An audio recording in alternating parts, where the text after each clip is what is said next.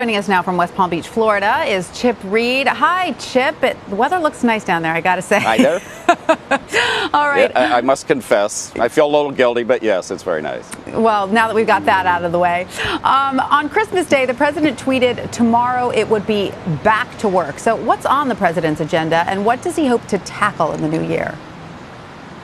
Well, I'll tell you, it is a bit of a mystery because we have tweets here and tweets there and suggestions from administration officials on this and that, but we do know a few things. And number one is that the government will go into a partial shutdown around January 19th or 20th if they don't do something about spending, if they can't get Democrats and Republicans to agree on a big spending bill. They did a 1-month fix, but they've got to do that, and that's probably priority number one. Number two is infrastructure. The president and the Democrats and Republicans in Congress have been talking about this for a long time. The president said recently, oh, it's going to be easy. We'll do it real quick. No way. The Democrats say that's impossible because they have very different ideas of what to do. The Democrats want $1 trillion. The Republicans want 1/5 of that and then use that money as seed money to try to get public-private partnerships going. Democrats say that will never work.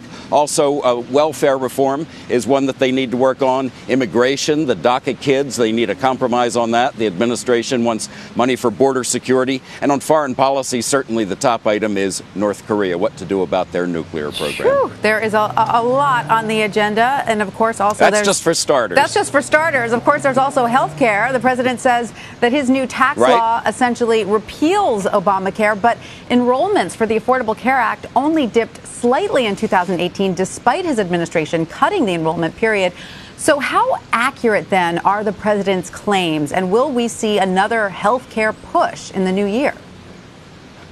Well, we probably will. As you mentioned, those health care enrollments have gone from 9.2 million last year to just 8.8 million this year, just down 4.4%. And of those 8.8 million who signed up, 7.3 million of them are in states that Trump won in 2016. So they've got to be aware of the fact that if they're going to kill Obamacare, there are going to be a lot of people, middle-class people in red states who are going to get hurt by this. And that may be why he put out a tweet today that said Democrats and Republicans will eventually come together and develop a great new health care plan.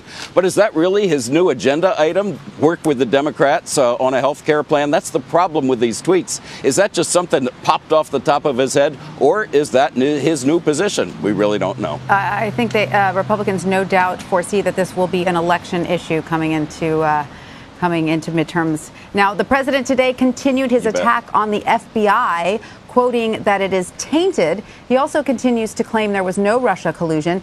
Is the administration worried about how the investigation could hamper his goals going into a second year? Yeah, they have been for quite some time. But I tell you, his lawyers, the ones who are dealing with this all the time, say that thought he'd be exonerated by this time. Now they say, well, he'll be exonerated early in the new year. But people in Washington who have been around these kinds of investigations for a long time say it's really just getting ahead of steam because you've got 2 people indicted, another 2 people with guilty pleas. And what they do is they take those and they get those people to turn, if they can, and they build from there and work their way as far up the chain as they can get. So it would seem to be very optimistic for the president's lawyers to say that he's going to be exonerated anytime soon. But you never know. You never know. This is Washington, or at least that's Washington. Yes, you are clearly not in Washington. Mola Lenghi was just in Washington with a scarf around his neck.